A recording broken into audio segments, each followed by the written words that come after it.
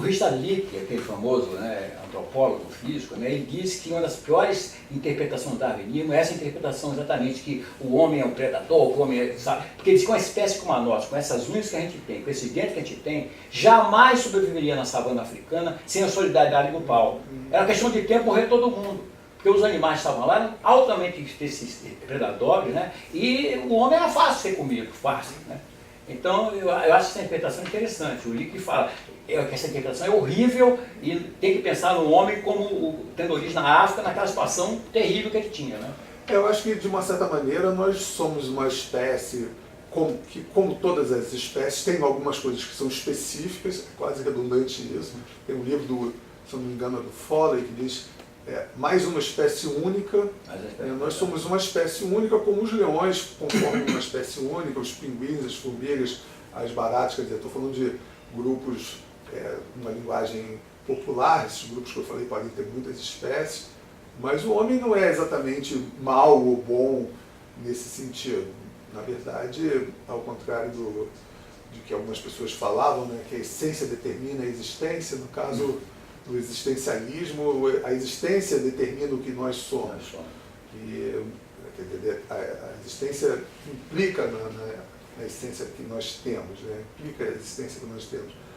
E dessa forma, nós não somos exatamente bons ou maus, na verdade, nós somos seres que ninguém sabe direito por quê, criamos o que a gente chama de cultura, sociedade, e se acreditou num momento mais ingênuo da sociedade que isso ia levar a um progresso de toda a humanidade, e a gente observa que não foi isso que aconteceu. O processo de evolução, inclusive da evolução humana, é muito complexo e a gente não tem controle sobre esse processo, pelo menos não até agora. Eu nem sei se seria desejável que a gente tivesse controle sobre isso. Um negócio interessante da teoria da evolução é a discordância do Wallace com o Darwin a respeito do cérebro humano, né?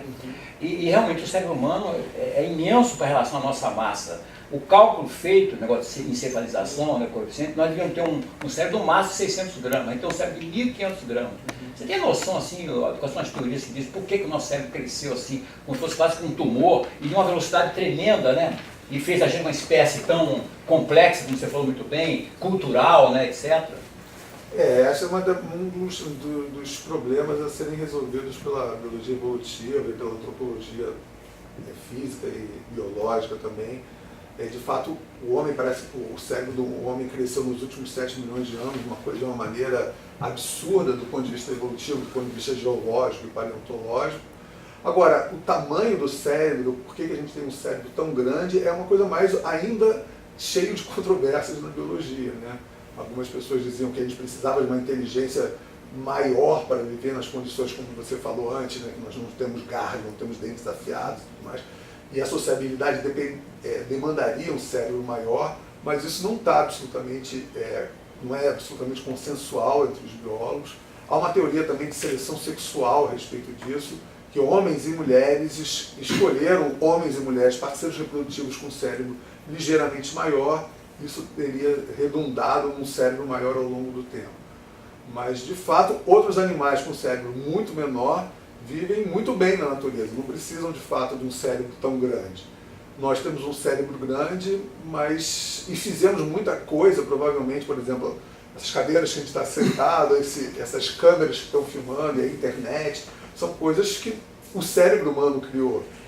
Eu não sei se a gente precisaria de um cérebro tão grande para fazer essas coisas, mas o fato é que nós temos um cérebro grande, nós criamos muitos artifícios, artefatos culturais, e parece haver uma correlação entre esses artefatos, a necessidade também de viver em grupos sociais, que demanda também um cérebro desenvolvido para poder interpretar as intenções dos outros, mas uma teoria consensual sobre por que o cérebro cresceu tão rápido, até onde onde eu sei, não sei se você tem informação sobre isso, não é muito esclarecida, né, até agora. Uma outra coisa interessante, até uma pergunta até meio, não digo cretina, mas chata de fazer por causa da evolução. Você teria alguma especulação sobre o futuro do homem, assim? Eu sei que é uma coisa que, evolutivamente falando, a gente sabe que talvez daqui a alguns centenas de milhões de anos o homem vai desaparecer, porque a Terra vai desaparecer. Vai ser engolida pelo Sol, né, que vai crescer, vai esfriar, mas vai crescer.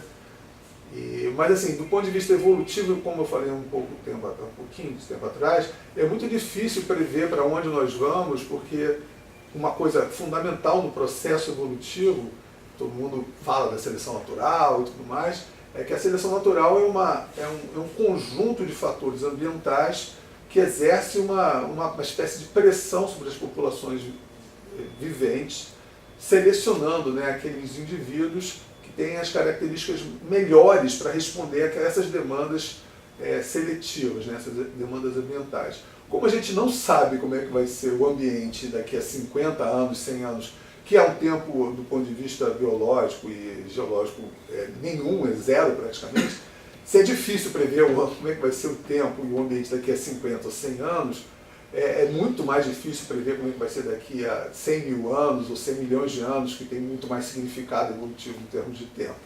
Então eu acho que é absolutamente imprevisível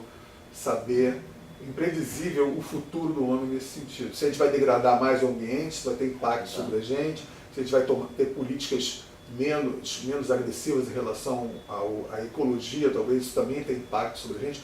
Mas, de qualquer maneira, a conformação do meio ambiente, da ecologia, é uma coisa que depende muito pouco do homem, salvo nos momentos onde a gente está fazendo devastações ecológicas, o que tem um impacto sobre o homem, mas a questão do ambiente ligado ao clima, outros fatores, é muito difícil de predizer e, por conseguinte, é muito difícil saber para onde a gente vai nesse sentido.